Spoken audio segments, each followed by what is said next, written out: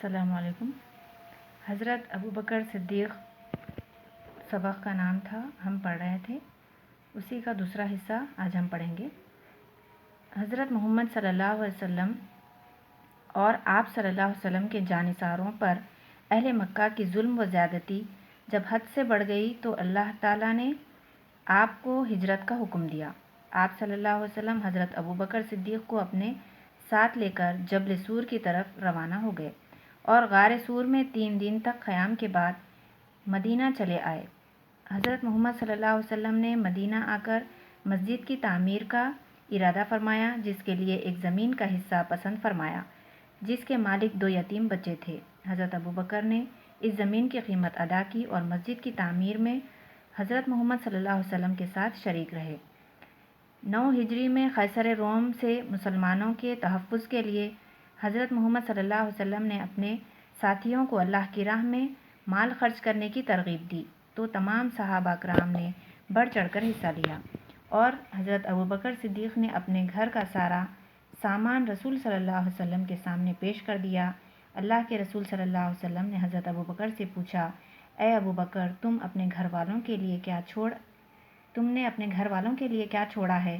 حضرت ابو بکر نے فرمایا، ان کے لیے اللہ اور اس کے رسول صلی اللہ علیہ وسلم کافی ہیں۔ حضرت ابو بکر رضی اللہ عنہ تقریباً 23 سال حضور صلی اللہ علیہ وسلم کی صحبت میں رہے۔ نہایت مشکل حالات میں بھی آپ رضی اللہ عنہ نے حضرت محمد صلی اللہ علیہ وسلم کا ساتھ نہیں چھوڑا۔ حضرت محمد صلی اللہ علیہ وسلم کی وفات کے بعد مسلمانوں نے حضرت ابو بکر کو اپنا خلیفہ بنایا۔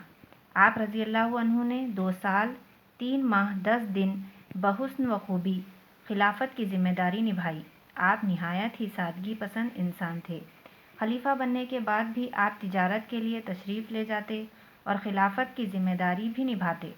حضرت ابو بکر رضی اللہ عنہ کے مشورے پر آپ نے قرآن مجید کو کتابی شکل دی اور بیت المال قائم کیا۔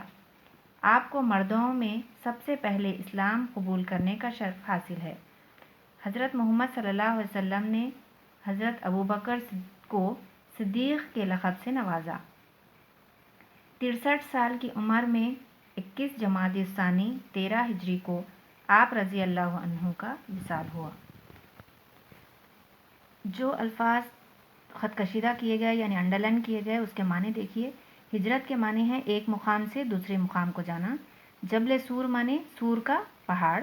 قیام کے معنی ٹھہرنا۔ بحسن خوبی معنی بہتری یعنی اچھائی کے ساتھ۔ بیت المال یعنی سرکاری خزانہ۔ وصال کے معنی ہے انتقال۔ ہم نے دیکھا کہ نبی صلی اللہ علیہ وسلم کے اوپر ایمان لانے میں مردوں میں سب سے پہلے حضرت ابو بکر صدیق ہی تھے۔ تو جب کفار مکہ نبی صلی اللہ علیہ وسلم اور آپ کے جانثاروں یعنی آپ کے ساتھیوں جو ایمان لائے تھے ان کے اوپر ظلم ڈھانے لگے کہ وہ لوگ ایمان لائے، ایک اللہ کی عبادت کرنے لگے تو ان کو ستاؤ تاکہ وہ ایمان کو چھوڑ دیں، اللہ کو ایک کہنا چھوڑ دیں، تو یہ ظلم و زیادتی بہت زیادہ ہونے لگی۔ تو اللہ تعالیٰ کی طرف سے کیا حکم آیا کہ آپ ہجرت کر کے مدینہ چلے جائیں۔ تو حضرت ابو بکر کے ساتھ حضرت ابو بکر جو ہے نا نبی صلی اللہ علیہ وسلم کے ساتھ ہجرت کر کے مدینہ جانے کے لیے تیار ہو گئے اور جبل سور کی طرف روانہ ہو گئے، یعنی وہ مقام جہاں پر حضور صلی اللہ علیہ وسلم 3 دن تک ابو بکر رضی اللہ عنہ کے ساتھ ٹھہرے تھے اور وہ جو ہے نا غار جو ہے نا سور کا غار تھا، اسے جبل سور کہتے ہیں۔ وہاں پر آپ لوگوں نے 3 دن تک قیام کیا، پھر آگے بڑھے۔ حضرت محمد صلی اللہ علیہ وسلم مدینہ آ گئے تب ان لوگوں کو ضرورت محسوس ہوئی کہ مدینے میں بھی ایک مسجد ہونی چاہیے، تو آپ صلی اللہ علیہ وسلم کیا کرے کہ مسجد کے لیے ایک زمین کا حصہ پسند کرے۔ تو وہ حصہ کس کا تھا؟ 2 یتیم بچوں کا تھا۔ تو نبی صلی اللہ علیہ وسلم بولے کہ یتیم بچوں کو پیسے دے کر وہ زمین کا حصہ ہمیں خرید لینا چاہیے۔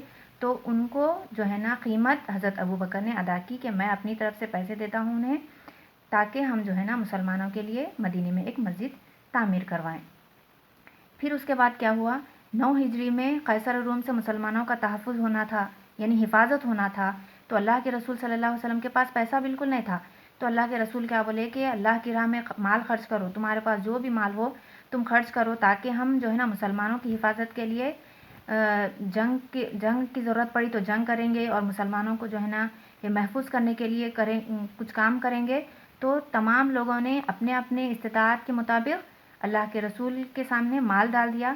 تو حضرت ابوبکر نے اپنے گھر کا سارا مال لا کر نبی صلی اللہ علیہ وسلم کے آگے ڈال دیا، اور جب نبی صلی اللہ علیہ وسلم نے حضرت ابوبکر سے پوچھا کہ ابوبکر تم تو گھر کا سارا مال لے آئے، گھر میں تمہارے لیے کیا ہے؟ تو بولے کہ اللہ اور اس کے رسول ہمارے لیے کافی ہے۔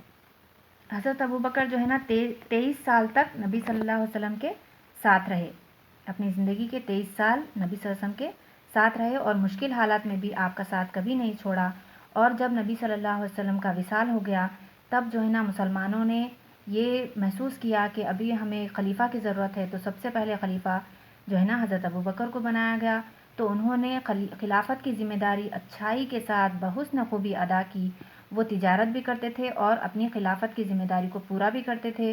حضرت ابوبکر نے مشورہ دیا کہ قرآن جو ہے نا پرچوں پر لکھا ہوا ہے، چمڑوں پر لکھا ہوا ہے، اسے ایک کتاب کی شکل دینا چاہیے، بلکہ مشورہ دیا۔ تو یہ مشورہ حضرت ابوبکر کو بہت پسند آیا، تو آپ نے کیا کیا کہ اپنی خلافت کے زمانے میں قرآن کو کتابی شکل دی اور بیت المال قائم کیا، یعنی سرکاری خزانہ لوگ جو ہے نا اس میں لا کر پیسہ جمع کرتے تھے، اور ضرورت مند کو وہ پیسے میں سے پیسہ دیا کرتے تھے، غریب بچیوں کی شادیوں میں، تجارت میں، جس کو بھی پیسوں کی ضرورت ہوتی تھی بیت المال سے پیسہ لے کر مسلمانوں میں جو ہے نا تقسیم کیا جاتا تھا۔ حضور صلی اللہ علیہ وسلم نے آپ کو صدیق کا لقب دیا، صدیق کے معنی ہے سچا، اس کا لقب سے نوازا تھا، اور 63 سال کی عمر میں آپ کا جو ہے نا وصال ہوا۔